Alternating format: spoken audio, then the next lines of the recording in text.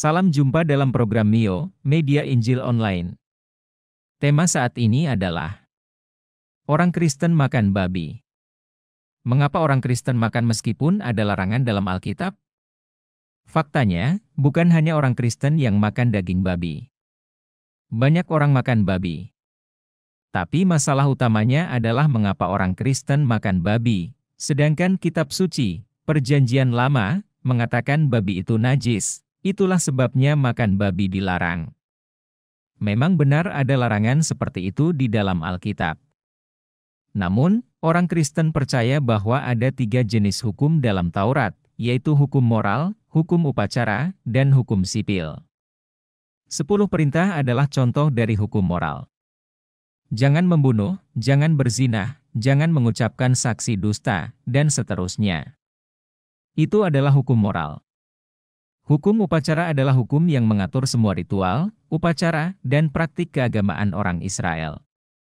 Misalnya, jika seseorang melakukan dosa, ia harus mengorbankan kambing, domba atau merpati. Jika seorang wanita sedang menstruasi, ia tidak dapat pergi ke bait Allah, dan juga ada aturan tentang hewan yang najis. Hewan yang boleh dan tidak boleh dimakan, semua ini adalah aturan dalam hukum upacara. Terakhir, hukum sipil. Ini semacam undang-undang di Israel pada saat itu. Misalnya nabi palsu harus ditangkap dan dihukum mati, jika ketahuan berzina harus dilempari batu sampai mati, anak harus dihukum mati jika tidak menuruti orang tua. Ini adalah contoh dari hukum sipil. Dari ketiga jenis hukum tersebut, manakah yang masih berlaku? Hukum sipil jelas sudah tidak dipakai hari ini, karena itu adalah hukum di Israel pada saat itu. Israel hari ini bahkan tidak menerapkan hukum sipil ini lagi. Bagaimana dengan hukum moral? Hukum moral sudah disatukan di dalam Yesus, jadi secara peraturannya sudah tidak ada, tetapi fungsinya masih tetap berlangsung, yaitu di dalam Yesus. Sekarang, kita sampai pada hukum upacara. Hukum upacara tidak pernah bertujuan untuk ditegakkan selamanya.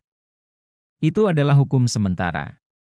Dalam Ibrani pasal 9 ayat 10 versi King James Version, mengatakan, yang hanya ada dalam daging dan minuman, dan berbagai pembasuhan, dan tata cara duniawi, dikenakan pada mereka sampai waktu reformasi.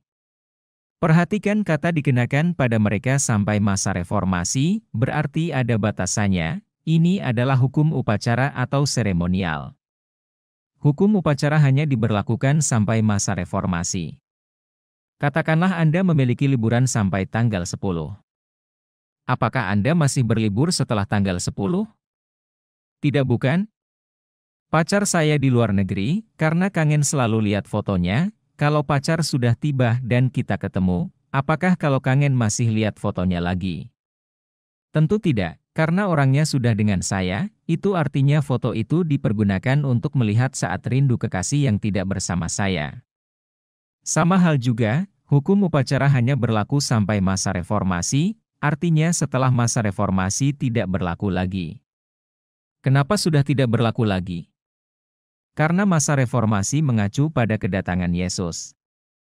Karena hukum memiliki bayangan dari hal-hal baik yang akan datang tetapi bukan realitas itu sendiri, dan karena itu sama sekali tidak dapat, dengan pengorbanan yang sama yang dipersembahkan secara terus-menerus, tahun demi tahun, untuk menyempurnakan mereka yang datang untuk beribadah. Itu tidak berlaku lagi karena itu hanya bayangan. Ibrani 10 ayat 1. Di dalam hukum Taurat hanya terdapat bayangan saja dari keselamatan yang akan datang, dan bukan hakikat dari keselamatan itu sendiri. Karena itu dengan korban yang sama, yang setiap tahun terus-menerus dipersembahkan, hukum Taurat tidak mungkin menyempurnakan mereka yang datang mengambil bagian di dalamnya. Hal ini disebutkan juga dalam Efesus 2 ayat 15.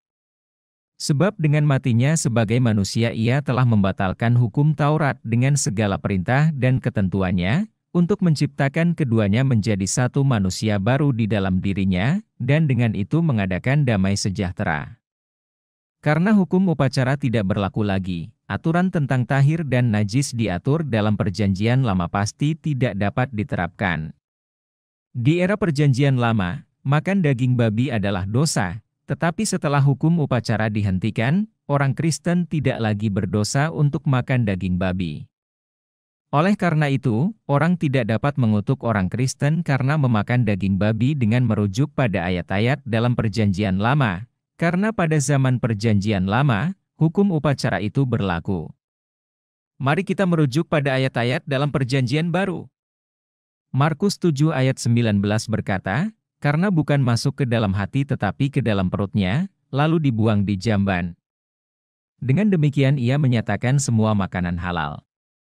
Artinya, yang masuk ke dalam perut bukanlah yang menajiskan seseorang, melainkan yang keluar dari seseorang yang menajiskannya. Jadi, jika seorang Kristen ingin makan daging babi, tidak apa-apa. Jika dia tidak mau makan babi, mungkin karena memang tidak suka, atau alasan medis, itu tidak apa-apa tetapi bukan karena alasan doktrinal. Dalam Roma 14 ayat 14, "Aku tahu dan yakin dalam Tuhan Yesus, bahwa tidak ada sesuatu yang najis dari dirinya sendiri." Hanya bagi orang yang beranggapan bahwa sesuatu adalah najis, bagi orang itulah sesuatu itu najis. Di ayat 17 dari Roma 14 ini, juga menulis, "Sebab kerajaan Allah tidak terdiri dari makanan dan minuman, tetapi kebenaran, damai sejahtera, dan sukacita oleh Roh Kudus." Bagian lain yang membahas secara menyeluruh tentang masalah ini adalah Kolose 2 ayat 16-23. Saya hanya akan membaca ayat 16-18. "Karena itu janganlah kamu biarkan orang menghukum kamu mengenai makanan dan minuman atau mengenai hari raya, bulan baru ataupun hari Sabat. Semuanya ini hanyalah bayangan dari apa yang harus datang, sedang wujudnya ialah Kristus. Janganlah kamu biarkan kemenanganmu digagalkan oleh orang yang pura-pura merendahkan diri dan beribadah kepada malaikat, serta berkanjang pada penglihatan-penglihatan dan tanpa alasan membesar-besarkan diri oleh pikirannya yang duniawi." Jadi jelas semua ayat-ayat yang sudah dibacakan. Mari kita kembali ke pertanyaan mengapa orang Kristen makan daging babi meskipun ada larangan dalam Perjanjian Lama. Memang ada larangan tentang ini, tetapi kematian Yesus Kristus telah mengakhirinya. Tuhan Yesus memberkati. Shalom, salam mio, media Injil online.